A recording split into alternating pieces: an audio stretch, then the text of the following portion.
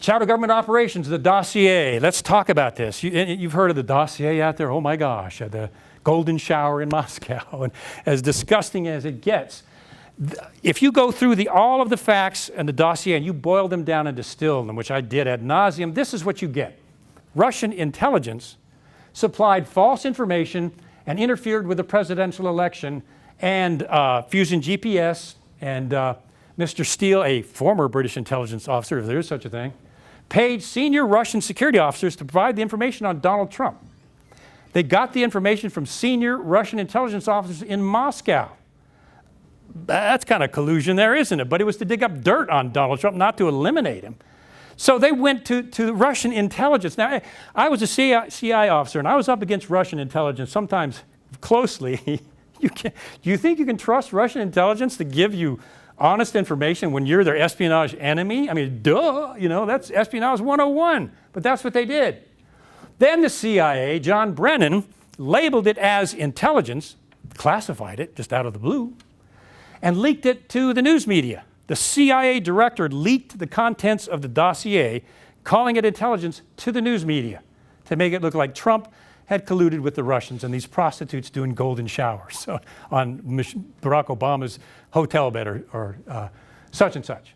So the CIA labeled it intelligence, leaked it to the news media. Mockingbird, anyone? Intelligence leaking information to the press against the president? Anybody? Yeah. It was the basis for the FBI getting the warrants to do NSA surveillance on the Trump campaign team. And I think Ms. Powers, the UN ambassador, Susan Powers, I think her first name is Susan, she unmasked 260 names of Americans, Samantha Powers. Samantha Powers used this in the NSA to unmask the identities of 260 Americans. What in the world is the UN ambassador using the NSA to unmask the names of US citizens for? But this is how the FBI got those surveillance warrants, was from the dossier information. So the FBI used information from Russian intelligence to get an NSA FISA approval to spy on Donald Trump and his cabinet.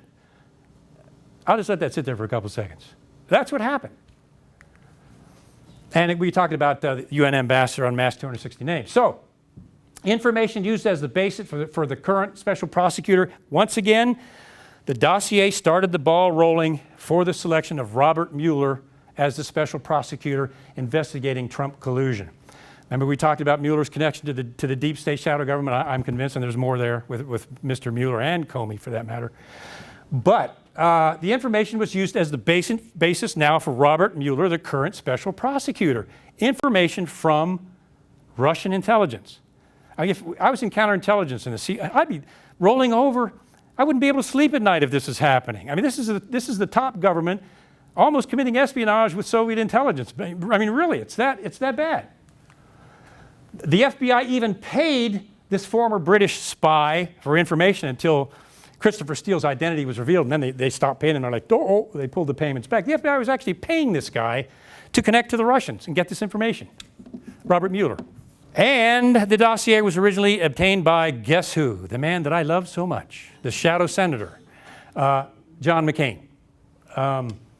He sent an emissary over to pick up the dossier from Mr. Steele, brought it back, gave it to the CIA and the FBI, and initiated the investigation.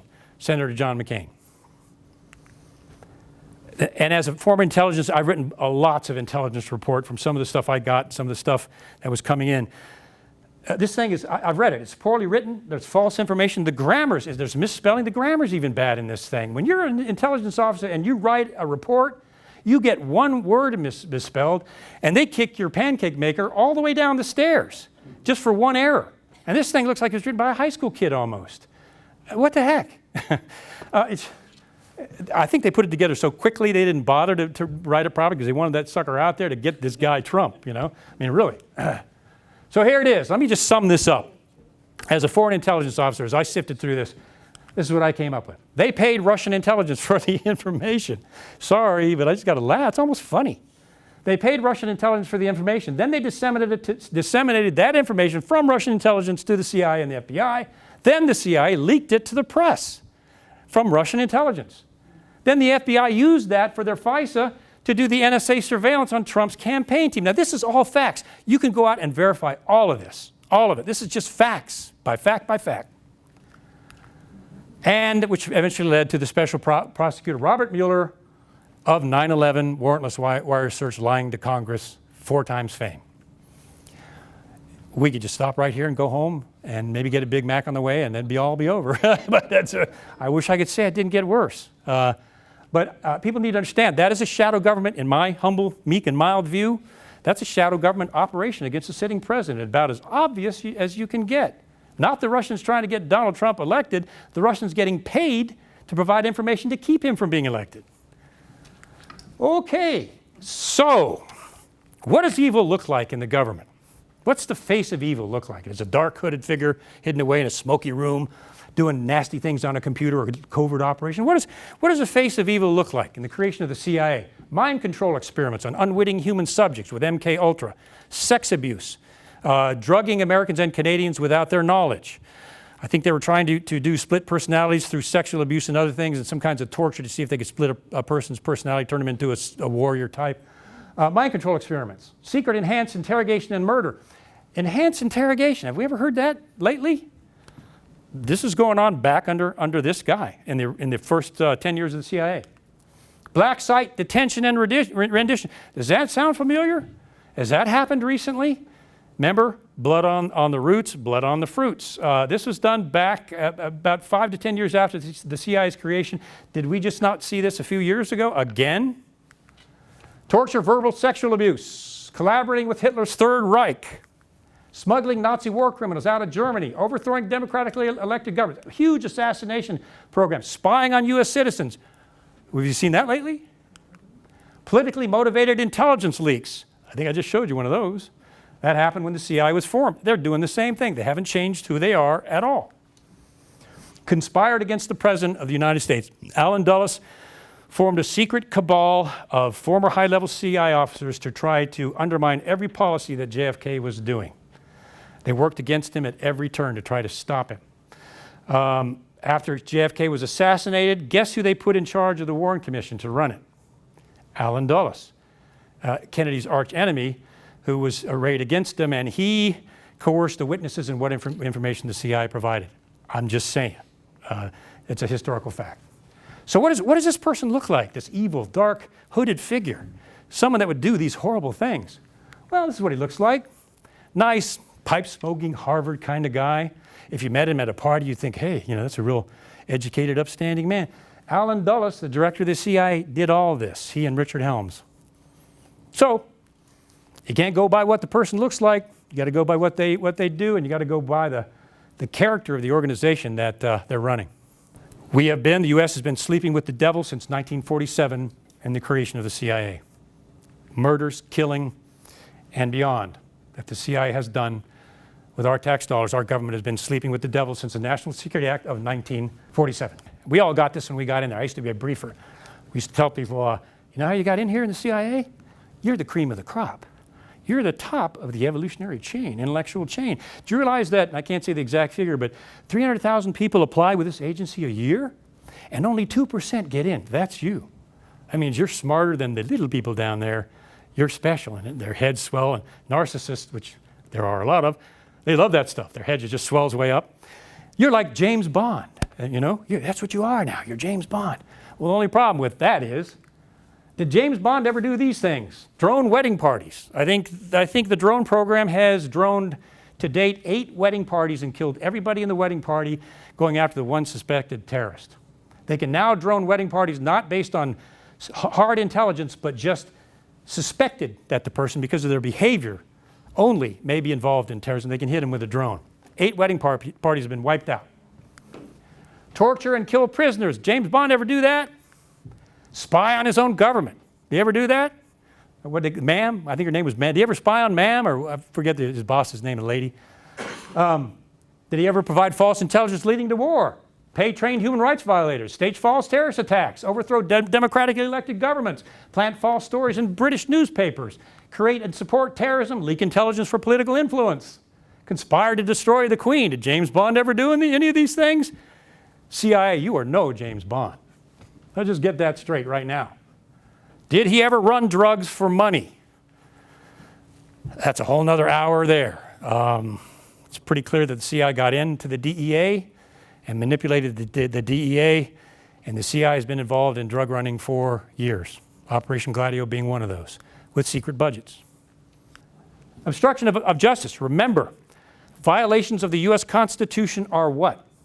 A felony, right? I mean, if we're under people under the rule of law, constitutional law, it's a felony, at least it used to be. Obstruction of justice.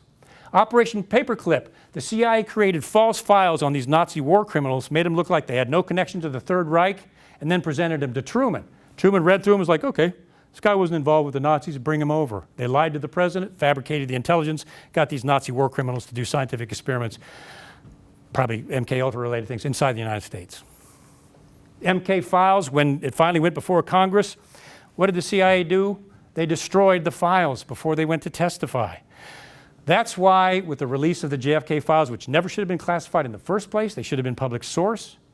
But the big controversy about the release of the JFK files, with Trump doing that, I think is awesome. But do you think the CIA archived the files of the names of the assassins, if it did or did not use? Do you think that they're going to archive that so it can be retrieved at a later date? I mean, that's laughable. They did, in MK Ultra, did they say, well, yeah, this is illegal, unconstitutional, human rights violation, but we'll go ahead and store these files in archives, and in 30 years people can see all the dastardly things we did. Did you think they did that with JFK? Absolutely not. That stuff will never see the light of day because it no longer exists. The Warrant Commission, the CIA controlled the documents and the witness tampering because they put Alan Dulles, the CIA director, in charge of the Warrant Commission. And he decided what CIA officers were going to testify, which ones weren't, and what documents were or were not going to be provided, which were few. Iran-Contra lied to Congress. The CIA lied to Congress. A felony. Destroyed all their files, all the Iran-Contra files, and were running drugs to support the Contras. All, not just a violation of U.S. law, it's a violation of international law, obstruction of justice. The torture program destroyed all the tapes. Demanded by the Senate, destroyed all the torture tapes, and then hacked into the computers on Senate on Capitol Hill to see what kind of goods they had on them. Obstruction of justice to the 10th power. I mean, how much more do you want? Spied on the U.S. Senate. The CIA withheld the JFK documents. I talked about that. They had no right to do that. You will find out that most of that stuff, it has nothing to do with classified operations or sources and methods or anything. That should have been released to the American people from day one, with some exceptions. There may have been a couple of sources, which I strongly doubt they may have wanted to protect, but I strongly doubt that. One of the things the CIA has done, just so you know, is they got passage of what is called the Covert Identities Protection Act. And what the Covert Identities Protection Act does is make it a felony up to 20 years in prison if you reveal the name of any CIA agent who was undercover or is now undercover, by accident or intentionally. That's how they got John Kiriakou. He accidentally handed someone a business card, not knowing that this guy used to be undercover. Of course, they were waiting for him. And that was their excuse, was that statute. So the CIA can and is, I am sure, because I know them, they're going to say with JFK, well, Covert Identities Protection Act, you know, we had covert officers involved back then, and I'm sorry, but the law says we can't reveal any of their names or what they're connected to. Case closed. See how they do it? That's the shadow government.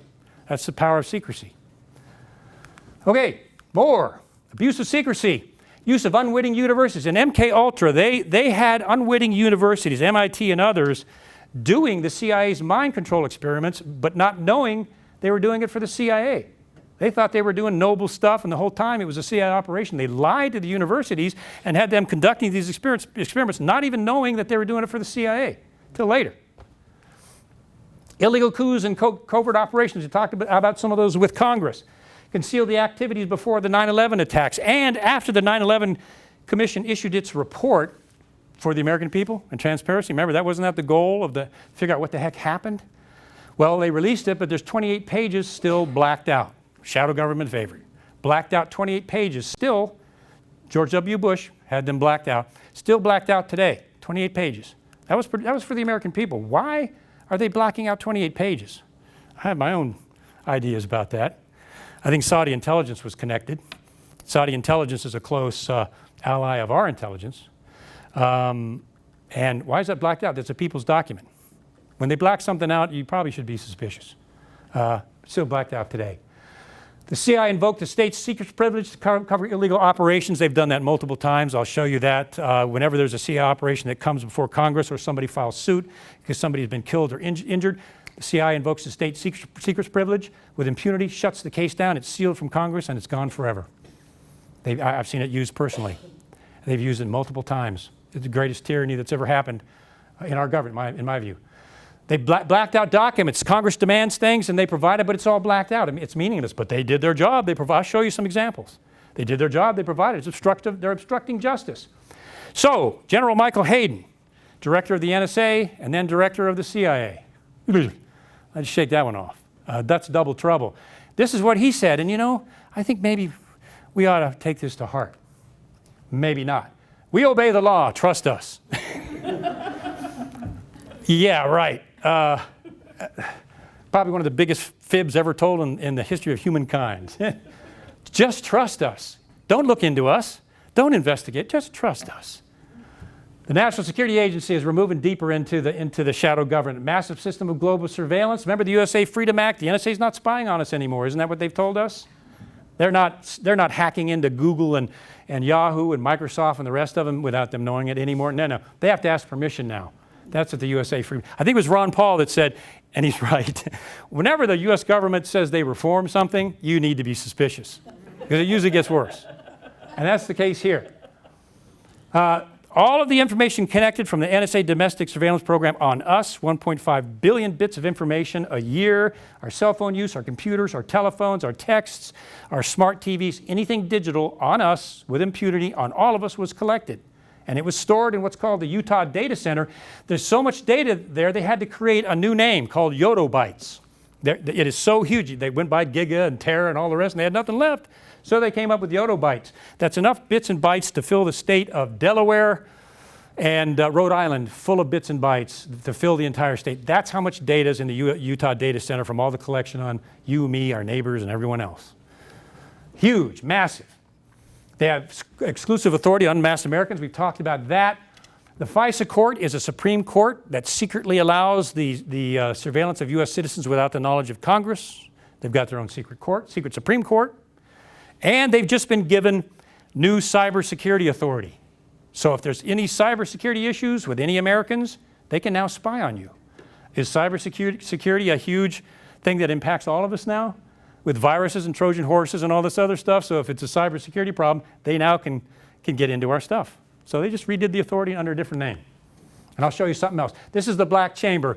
The original NSA surveillance office was fine, created fine, trying to gather information on our enemies during war. That's perfectly fine, perfectly constitutional. But this is what it's grown to be. It's a global surveillance, massive complex, massive. And I'll show you some things they did to, anybody heard of William Binney? NSA whistleblower, we'll talk about him in a little bit. Good man. This is the Utah Data Center in Utah, storing yottabytes of information. This is where all of our information out in Utah in the NSA data center is being stored on all of us. The information is so huge, the cooling systems for the computers are the size of a warehouse just to cool the computers down for information on us. Constitutional issue there, maybe? Yeah, maybe. And of course, they're shielded by the state secrets privilege. Several people took the NSA to court over the NSA domestic spying program, wanted it to go to court under the Fourth Amendment. So what the NSA did was, sorry, state secrets privilege, case sealed, it's over. We have that authority, you'll never see it, gone. Close the cases down, just like that. They've got that power. So this is what the NSA has done recently. I don't know if you know about this or not.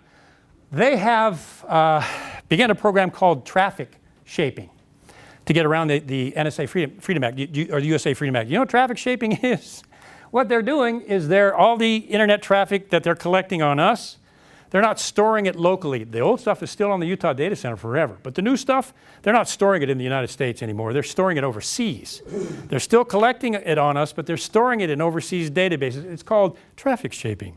Kind of a serpent-like term, but they're shaping the traffic. Still collecting, but they're sending it overseas and still storing it. Arsenal of surveillance programs. Lockheed Martin and other military industrial complexes are doing that on their behalf for multi-billion-dollar contracts. And now they are starting to use the new voice print technology, what is it, Alexa and the other things, and your cell phone. The NSA is now able to pick up your voice when you're talking, not just from your cell phone, from other things. And now on the database, they have your voice, not just your data. This is an NSA dream come true. Voice print technology, they've got our voices now, not just our data. Chilling. We're not just surveilled by the government now, we're surveilled by our own corporations that have multi-million-dollar contracts with the government and are bound by secrecy oaths and can never talk about what they did, even if they feel guilty after they retire. Think they want to go to prison, risk their life, their finances? No, of course not. No one's going to talk. It's personal destruction. Corporate tracking and browsing, even Facebook and everybody else. On top of all of this, the NSA is gathering the information that Facebook and the other companies are collecting on what we buy, purchase, and all of those trends. Amazon, for example, and their contract with the CIA to monitor the cloud. That's what Amazon and the CIA are doing with that contract, is monitoring the cloud. So the corporations are even handing over our behavioral information from what we buy to the CIA and the NSA. I mean, they're like, we're done as far as privacy goes. They're turning up the police into the extension of the NSA. NSA has been caught disseminating domestic surveillance information to state police and the DEA, which is illegal, so that they can go out and this guy with license plate such and such, he's got a bag of coke in his back seat, came from the NSA to the police. That ought to make the hair on the back of your neck stand up. So they've been doing that. All global electronic traffic is what the NSA has access to. That's why our allies are so mad at us, is that we're picking up their stuff, also from their leaders. Now everybody spies on everybody else. I know, coming from that world, friends spy on friends, enemies spy on friends, everybody spies on everybody. But when you take it to an extreme like this, it starts getting out of hand. And it has not made us real popular, even with our allies. All right, shift gears a little bit. Remember, I talked about the creation of the Federal Reserve, and we'll keep moving because this is being taped. I talked about the creation of the Federal Reserve. Now, we all hear about that. Rand Paul, and I'm a big fan of Rand Paul, by the way. I think he's probably one of the only constitutional senators left. Some guy just attacked him, I guess broke 5 of his ribs or something.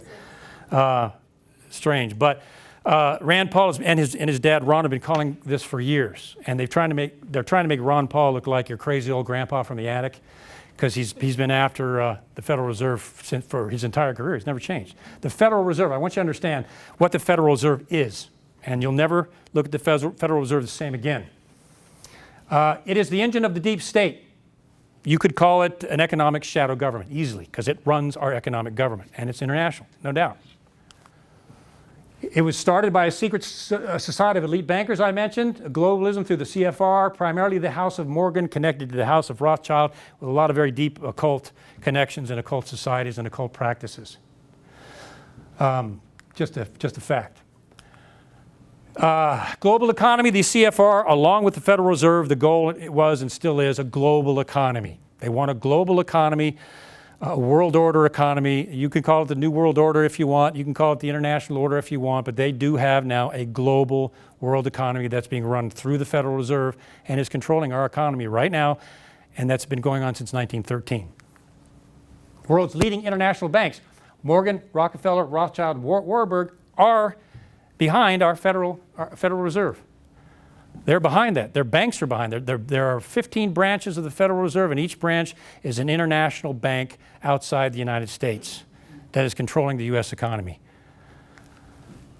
Complete control over our economy and freedom. The chairman of the Federal Reserve is appointed by the president, but it's meaningless because it's not a federal agency. But it makes it look legitimate, like it is a federal agency. The chairman of the Federal Reserve is a figurehead appointed to make it look like it's legitimate. The real head of the Federal Reserve is the director in New York that does this in secret behind the scenes. Janet Yellen and others that are the figureheads are not the ones that run the show. It's the director in New York who really does it in secret. It is not a government agency. The Federal Reserve is not a branch of the federal government. It is a private bank, internationally connected private bank. 12 branches, directors from international banks, I mentioned that. There are no reserves in the Federal Reserve. There's no reserves in there. This is money laundering coming from international banks into the U.S. economy. So it's not even a reserve. It's a fake name.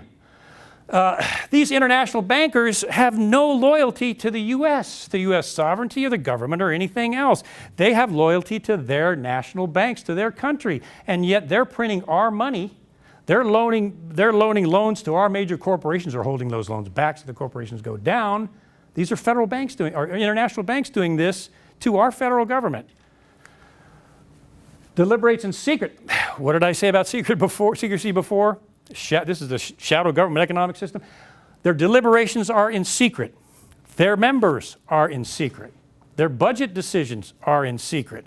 They cannot be audited because all of their accounting is secret. What happens when things are secret? Something's wrong with that picture. They can't even be audited. Congress has no access to what the Federal Reserve is doing. None. And no oversight whatsoever. And never has since 1913. They have total control over the U.S. economy. Now just think about that. A private secret bank that does everything in secret, that is run by international banks, has full control over our economy. Full control. They have the power to manufacture currency, quantitative easing. You remember that? Just printing money like monopoly money just out of the blue with nothing to back it up, aka $20 trillion in debt. They can manipulate interest rates on all of our loans, house, car, student loans, and everything else. The Federal Reserve can manipulate those any way they want, and it's not a U.S. government agency. Decides the entire economic condition of the United States. Unilaterally determines the value of the dollar. The Federal Reserve, if it wanted to, could crash our economy just by simply devaluing the dollar. And it has the unilateral, it solely can do that all by itself. Adjust the value of the dollar up and down, which would do whatever it wants to the U.S. economy globally. It's responsible for the creation and elimination of corporations. It can lend money to a corporation, or it can withhold money from a U.S. corporation, either create it or destroy it. And it's not a U.S. organization. Eliminates the freedom of the United States through financial control. Controls our purchases of our houses, our cars, our employment, our investments, our 401ks, the interest on our 401ks, and everything else is controlled by the Federal Reserve, a non-U.S. entity. It's insane. So who's the constitutional authority, or at least should be, not over the Federal Reserve, but who is the people's voice in Washington? Who's the authority, the constitutional authority in Washington? It's Congress, isn't it? It's our voice. It was set up so the people have control over Washington, D.C. through the Congress. So if you're the shadow government or the deep state and you want to control America, who are you going to go after? Who do you want to control the most? Congress. President's secondary as far as they're concerned. That's a seat that's filled every 48 years. They have an easy way of manipulating that, at least until now. Congress, this is what the Constitution says. Represents the people. It is our sole constitutional representative. Creates laws and legislation, right? Controls the entire budget, has the budget power of the United States, the power of the purse, they call it. They can create or stop a federal agency by defunding it, supposedly, except for one. Guess which one that is? The CIA. They cannot control the CIA's budget, although they control everybody else. That is their constitutional authority. They have oversight of federal agencies, except for one that hides everything. No control over that. But that's constitutionally, that's the authority that they're supposed to have. They're supposed to help us, the constituents, so they'll promise us, we're going to make your economic situation better, we're going to create more jobs, and then they go to Washington, and what happens? They change, right? With some good exceptions, a few, they change. They're supposed to educate the public. Constitutionally, that's one of their roles. They're supposed to educate us on government and what the government is doing. Now, there's a large part of the government that they can't educate us on, isn't there? It's called the shadow government. It's one of the reasons your meek and humble correspondent is standing up here tonight is to try to do that, okay? So, Congress is the people's only voice. So Congress has the legal authority to control the CIA through its budget, the constitutional authority, right? It's got that, except for one thing. The CIA classifies and withholds all the documents necessary for Congress to do that. Paralyzes it completely. It is a rogue, out of control, unconstitutional, massive agency that Congress cannot control and was created without Congress. It's unconstitutional, flat out. It's why we have the House Permanent Select Committee on Intelligence and the Senate Select Committee on Intelligence, and they provide oversight to the CIA, so we do have oversight. I was in there, and I know of accounts of entire closets filled with documents from the intelligence community that the oversight committees are supposed to be investigating that hadn't been touched for years, just thrown in the closet and piled up. Oversight committees are made up typically of 4 to 5 interns who have no experience in intelligence whatsoever, and I think they rotate out on the average every 6 months before they bring a new one in with no experience whatsoever. And the oversight people on the oversight committees, they are not appointed to the intelligence committees because they have an intelligence background experience. Did you know that? They're appointed by their ability to raise contributions for their party, Republican or Democrat. They get the seat based on that only, not on any intelligence background. I think the House Ways and Means Committee, I think they have to pay $100,000 to get a seat on that committee. They're appointed by paying a fee to sit there. Yeah, that's how corrupt it's gotten. So if you were a congressman or a senator, would you dig way down into the CIA at the expense of your entire career? Certainly your reelection and perhaps even your personal life? Heck no. You think they're going to do that? No, no way. No, it's not going to happen. Not if they want to survive. The lobbyists, the MIC lobbyists control Congress and senators. I think we proved that one. There's a revolving door from the Congress to the military-industrial complex. If you play the game right with the military-industrial complex and you legislate in their favor, Mr. and Mrs. Congressman, when you leave office after about a year, we'll bring you over on our board and you'll make a few $1,000,000 a year, AKA enter James Comey. James Comey left government service, went with Lockheed Martin. Guess how much he was making a year? $6 million a year. That's what they paid him. And then he rotates back in and clears Hillary Clinton of espionage. So can you see how the things work? Sadly, Congress is now composed of statesmen. We don't have constitutional representatives, with a couple of exceptions. My humble opinion, maybe Rand Paul. Generally, Congress is composed not of constitutionalists, but statesmen and stateswomen. They have no intention of changing anything in Washington. They're careerists. They want to get reelected. They want to make speeches. And they want to stay in office as long as they can. They are not going to make any changes. They're not. They are statesmen. They are not constitutionalists.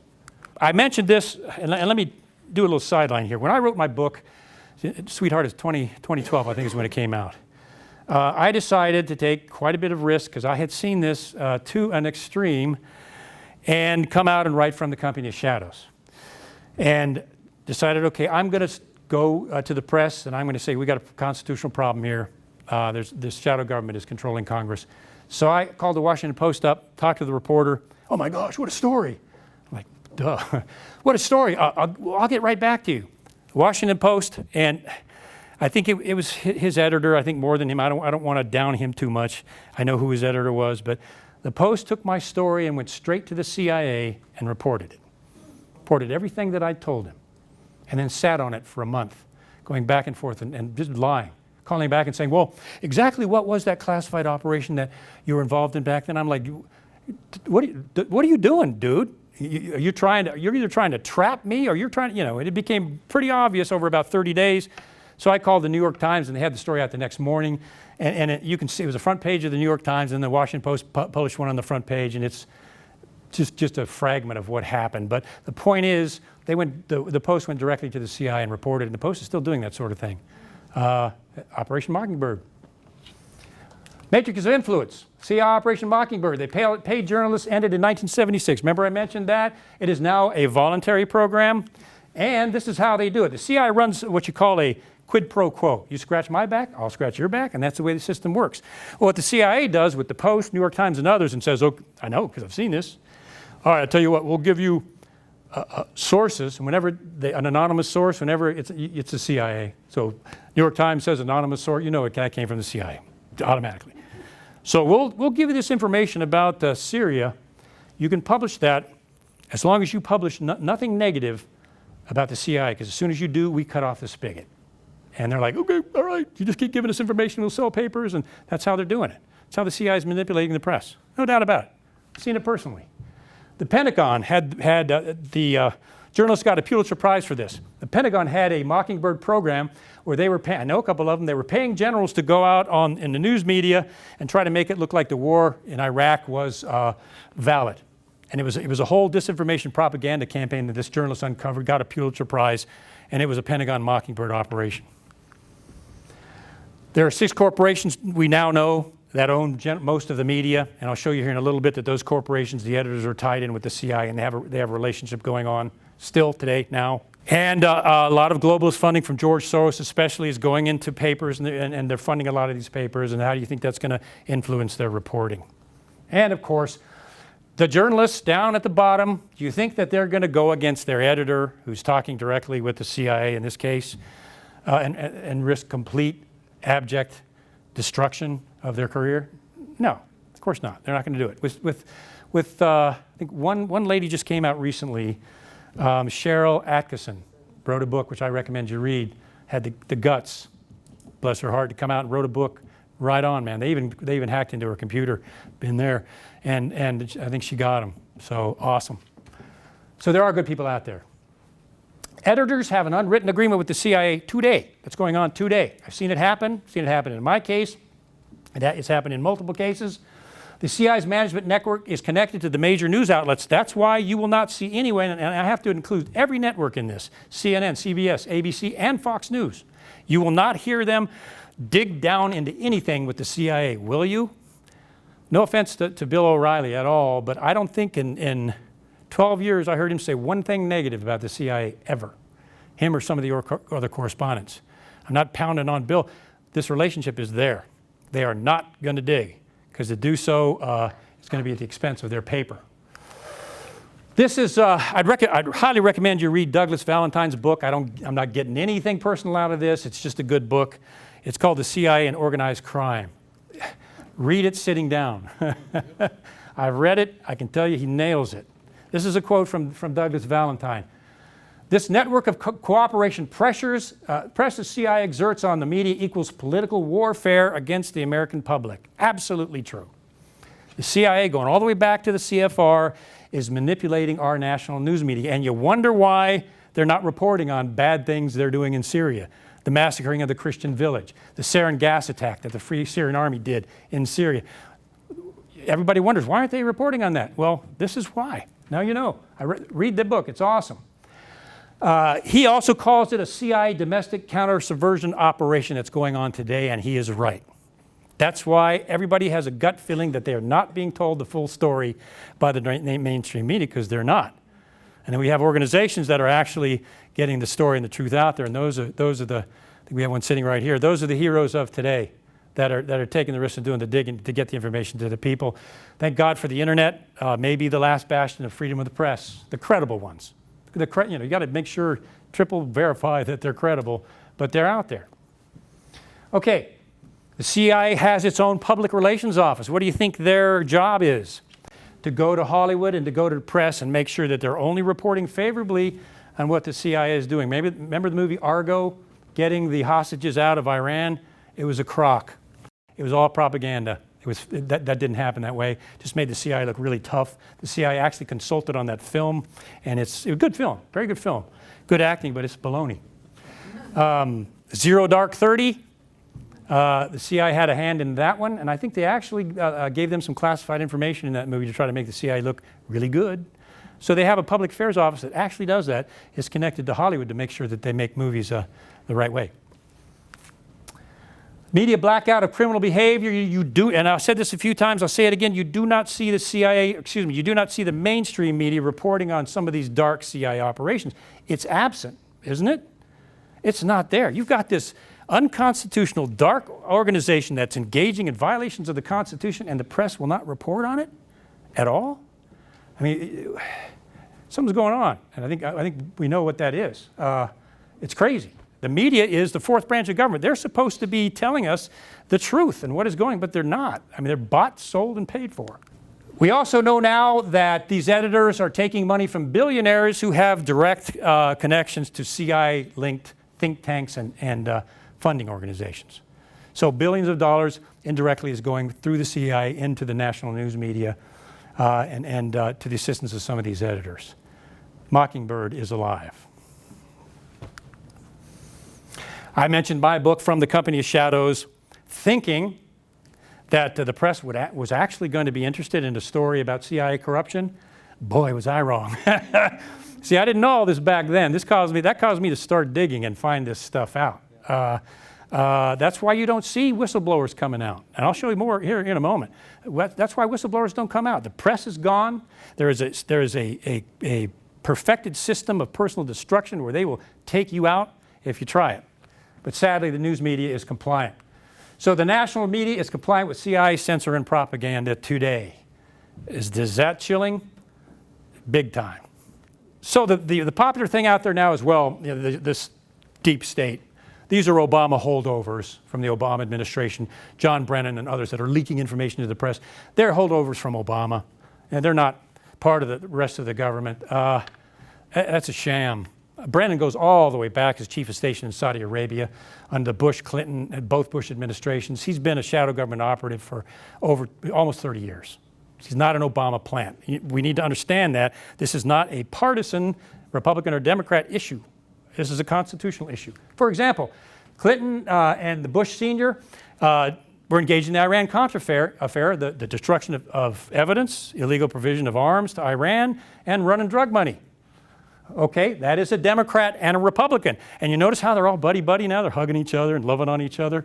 It's because they got the goods on each other. They know exactly what they did back then. And even though they're supposed to be arch enemies, they're best buds, man.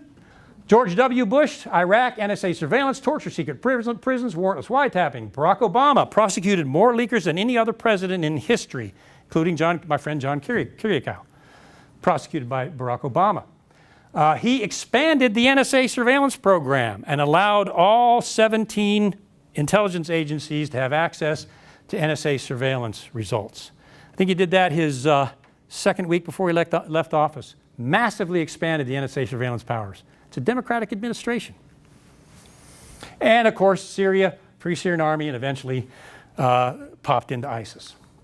Hillary Clinton, Saudi Arabia, ran guns into Benghazi through Saudi Arabia and Qatar as a cutout in a secret operation to arm the Free Syrian Army. Democrat, not a Republican, not an Obama. She was doing that as Secretary of the State. She was directly connected to Wall Street and the military-industrial complex. We're finding out now. She was making $500,000 a speech, I think, to them. She was working under the Obama administration, a Democratic administration. She was running guns, secretly running guns. Remember Iran-Contra under a Republican administration? Now we're doing it under a Democratic administration. Same old, same old. Congress, Republicans and Democrats. They promise their voters one thing, and what do they do when they get to Congress? They support shadow government, deep state wars, secret operations, and approval of government surveillance. Do you know that Congress was aware of the NSA domestic surveillance program? The Gang of Eight approved it. Congress is aware of the Free Syrian Army. Many of them approved. This is Congress, our representatives, Democrats and Republicans. Shadow government doesn't care about political parties at all. Not at all. It's pan administration, pan party. So let's look at control of congressional hearings, constitutional violations. And again, getting back to what I said in the beginning, a violation of the Constitution is what? It's a felony, right? So I want to go through some of the constitutional violations that the U.S. government has done down through the years up until now.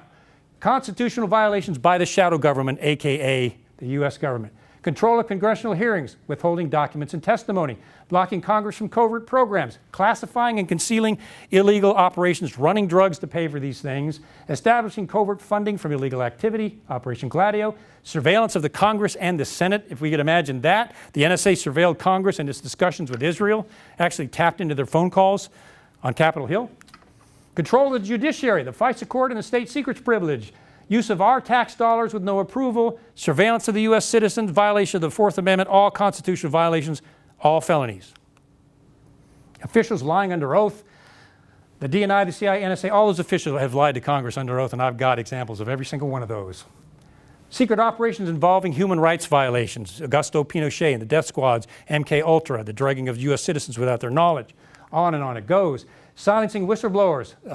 Most people don't know that if you work for the intelligence, any intelligence organization, when you sign the form for employment, you give up your constitutional right to trial. Now, those of you listening to me now that are working in the intelligence community, you probably didn't know that, did you? You have no right to trial. You don't know that, but you sign that away when you join up. So if you think you're going to take the NSA, the CIA to trial with your constitutional rights, not going to happen. You gave those rights up without you knowing it. Secret prisons, rendition, torture, the NDA, indefinite detention of Americans. Everybody knows about that. If there's a national state of emergency, they can round up anybody they want with no habeas corpus, no probable cause, no trial, lock them up, deny access to an attorney, their family, or anyone else. They have that authority right now. And I don't know if you know it, But based on the war on terror, an intentional choice of words, we are still in a continual state of emergency after 9/11, which based on continuity of government, they can suspend the Constitution at any time, right now. Because they have, and Obama extended it, and Trump is working on it. We'll see if the shadow government gets to him or not. But if they extend that, they can suspend the Constitution in the war on terrorism at any time. As it stands right now, they can do that.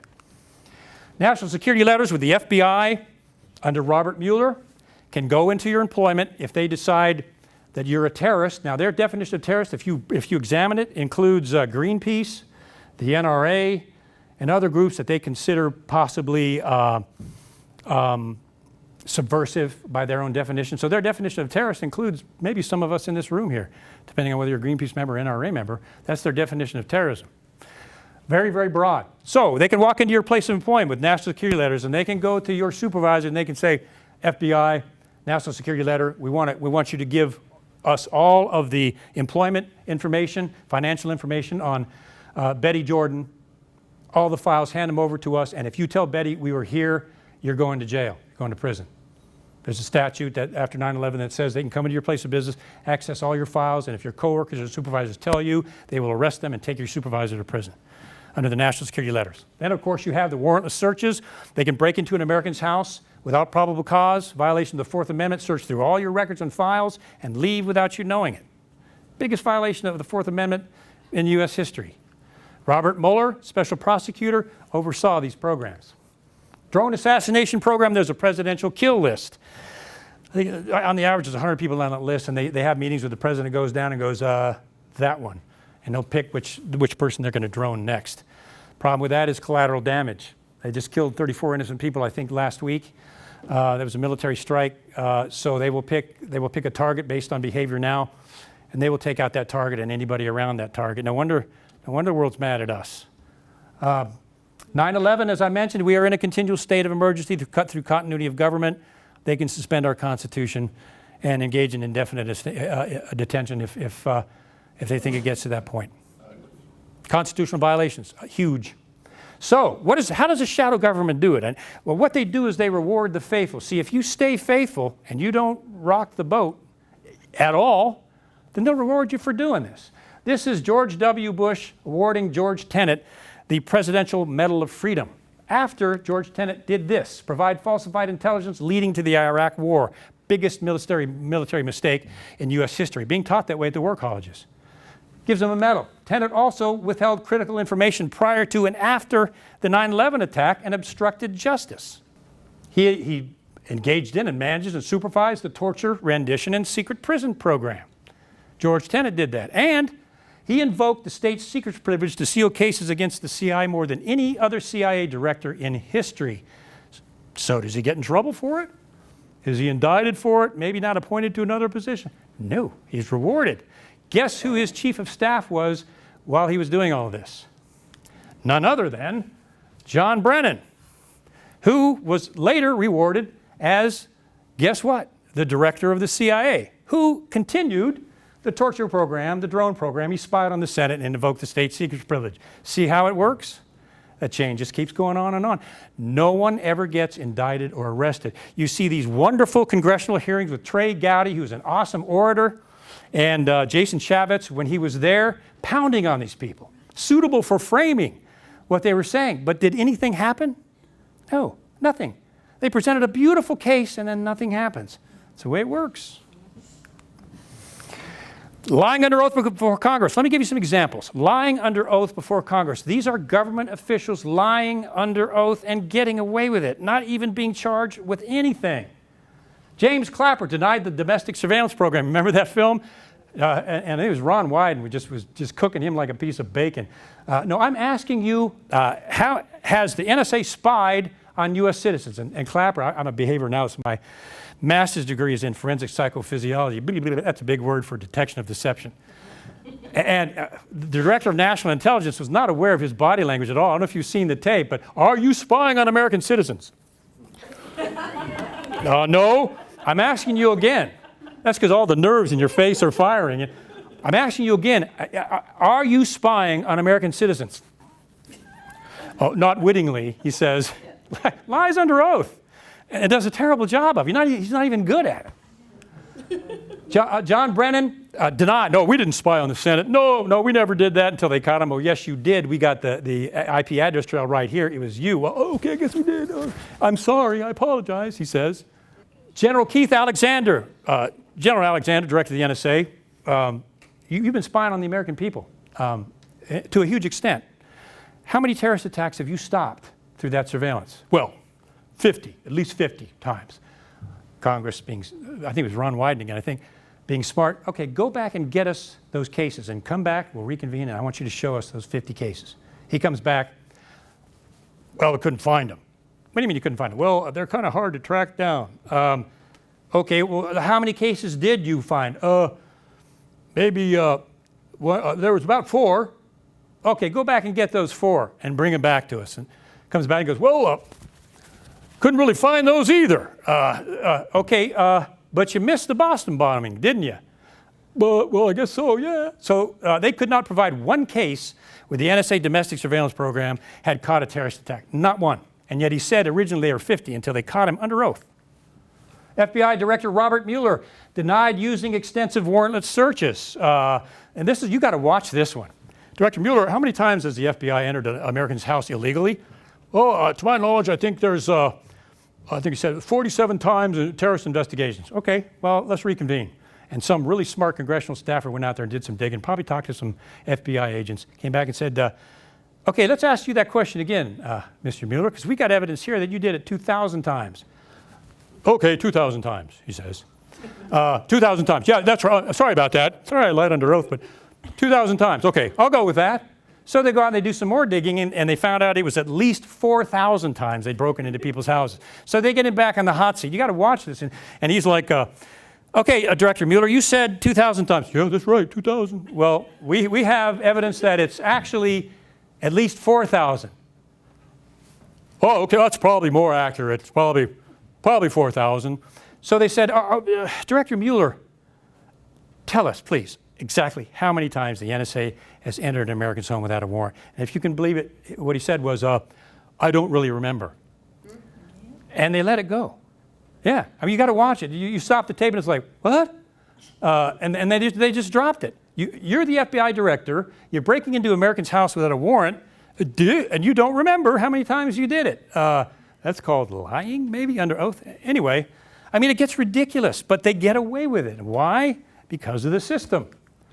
Secretary of State Hillary Clinton denied the orders to reduce Benghazi's security, amongst other things, said she did not do that. She did not sign off on that until they found an affidavit demanding security be reduced with her signature on it. She did do it. Lied under oath. Anything happened to her? Perjury, charges, anything? No. No. And this is not a partisan thing. This is a shadow government thing. They get away with it. Attorney General Eric Holder caught spying on American journalists, spying on reporters. He was actually held in contempt of Congress. Attorney General, did you spy on James Rosen, and did you spy on these other 100 AP journalists? No, I'd never sign off on anything like that. Oh yeah, what about this affidavit with your signature on the bottom approving that to happen? I'm not talking any further. And they cited him with contempt of Congress. Lied like a chihuahua under oath, and with no repercussions at all. Incredible. But the shadow government protects its own. So Dana Priest and William Arkin did an incredible study in their book. I think it's called Top Secret America. They said this: the top secret world of the government created in response to the terrorist attacks of September 11, 2001 has become so large, so unwieldy, and so secretive that no one knows how much money it costs, how many people it employs, how many programs exist within it, or exact how many agencies do the same work. Not even Congress knows the size and extent of the shadow government, because it's created outside of Congress, obviously. They have no idea what this thing is doing.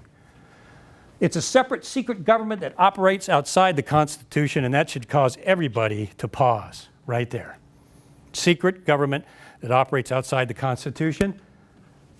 Have we created a monster?